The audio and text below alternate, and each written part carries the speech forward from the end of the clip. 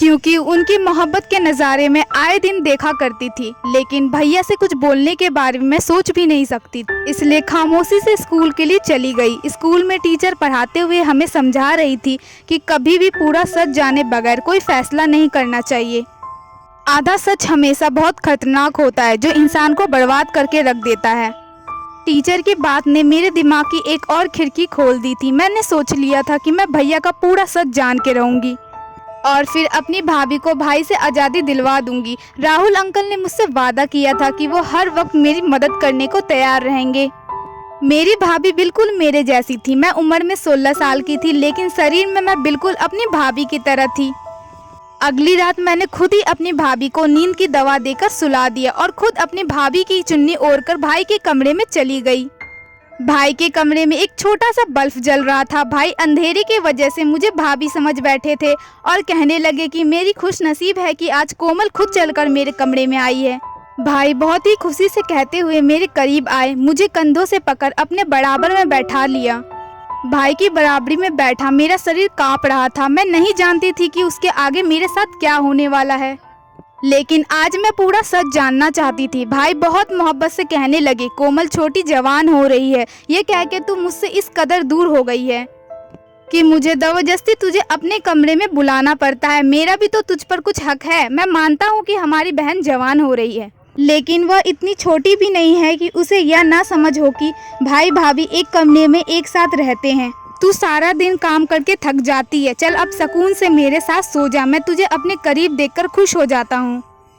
भाई को अंधेरे की वजह से मेरा चेहरा नजर नहीं आ रहा था और भाई ने खुद ही मुझे अपने तकिए पर लेटा दिया। वह बहुत आहिस्ता आहिस्ता मेरे कान के करीब होकर बातें करने लगे।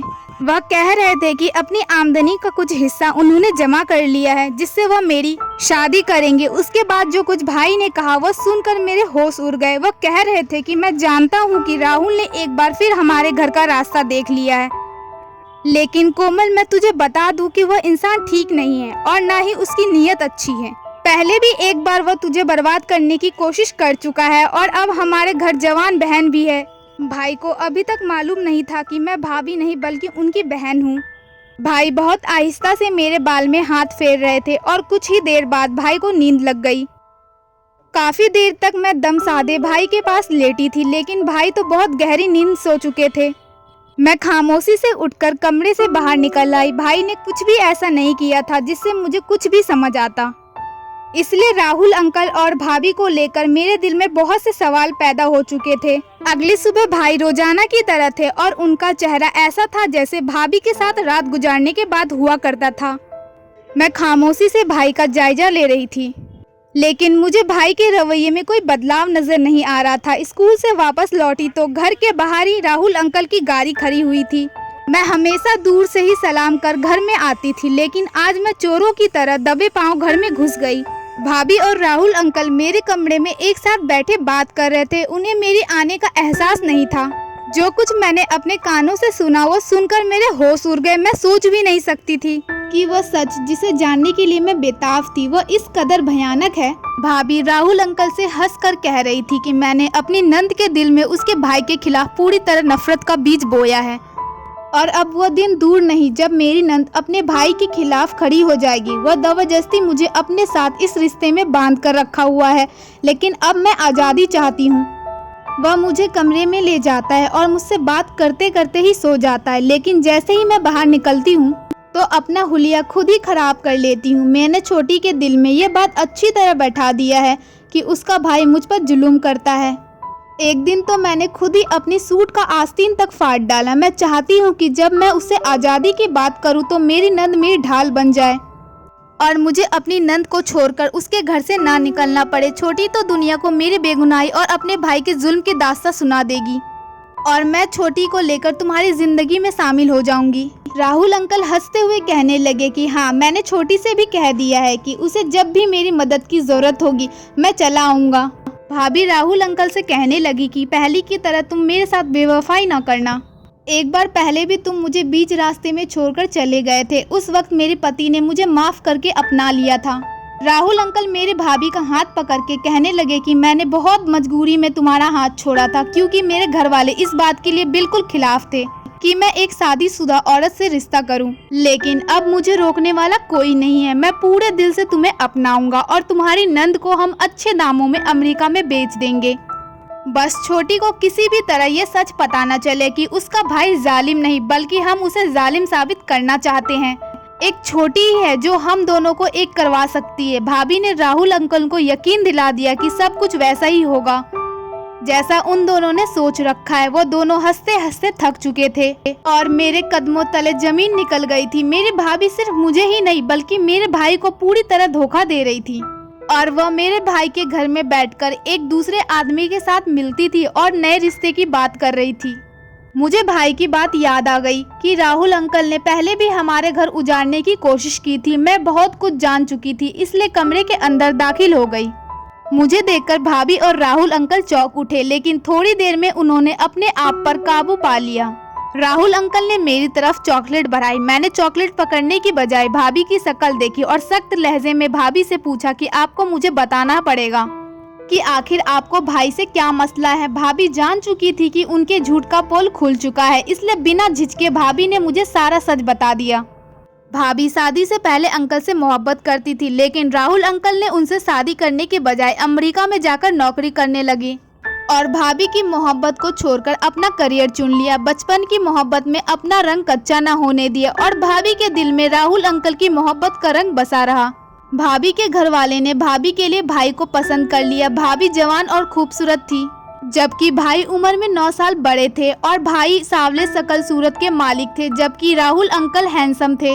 भाभी के लिए भाई का रिश्ता घर वालों की मर्जी में था और भाभी ने अपने घर वालों की जबरदस्ती पर भाई से शादी तो कर ली, लेकिन वह कभी भाई को दिल से अपना ना पाई। वो जबरदस्ती का ये रिश्ता भाभी के लिए किसी बोझ की तरह था, लेकिन भाभी इस रिश्ते को किसी भी तरह चला रही थी कि तभी भाभी की शादी के 8 साल बाद राहुल अंकल अमेरिका से कुछ दिन के लिए वापस आए तो उनके दिल में भाभी को देखकर एक बार फिर से फीलिंग जाग उठी।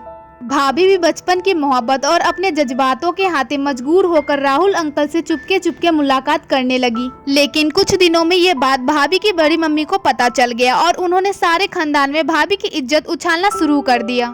भाई भाभी से सच्ची मोहब्बत करते थे, इसलिए उन्होंने भाभी को बदनामी से बचा लिया और इस सारी बातों को झूठा साबित कर दिया। जब भाई ने भाभी का हाथ दिया तो सारा खानदान अपने आप ही खामोश हो गया। बड़ी मम्मी के हाथों मेरी भाभी तो ना आ सकी, लेकिन उन्होंने राहुल अंकल पर सख्ती की और उन्हें जबरदस्ती वापस भेज दिया। मोहब्बत का जोश जंग की तरह बैठ गया था। उसे 1 साल पहले राहुल अंकल ने दोबारा जिंदा कर दिया। राहुल हमेशा के लिए इंडिया आ गए थे और एक बार फिर वह भाभी के पीछे दीवाना हो गए थे। भाभी को तो पहले ही दिन से भाई पसंद नहीं थे, हमारे हालात भी कुछ खास नहीं थे, जबकि राहुल अंकल के पास अमेरिका का पैसा था और भाभी के लिए भाई को छोड़ना कुछ मुश्किल नहीं था। लेकिन दिक्कत ये था कि भाई मुझसे भी बहुत मोहब्बत करते थे और भाभी मुझे अपने साथ अमेरिका ले जाना चाहती थी। इसलिए भाभी ने जानबूझकर ये सारा खेल रचाया और मेरी नज़रों में भाई को गलत साबित कर दिया। भाभी हमदर्दी बटोरकर मुझे अपने साथ ले जाना चाहती थी, इसलिए हमारे सामने भाई को जालिम साबित कर दिया और खुद बेचारी बनकर रहने लगी। इतने साल में मैं यही सोच रही थी कि भाई तो कभी ऊंची आवाज़ में हमसे बात तक नहीं किए, फिर वो बंद कमरे में भाभी को जुल्म कैसे कर सकते थे। मैंने भाभी से साफ साफ कह दिया, अगर आपको उसके घर जाना है तो आप जा सकती हो, लेकिन मैं अपने भोले भाले और वफादार भाई को नहीं छोड़ सकती। राहुल अंकल जो पहले ही भाभी को 2 बार छोड़ चुके थे, भाभी उनसे न जाने कैसी तीसरी बार उम्मीद लगाकर बैठी थी।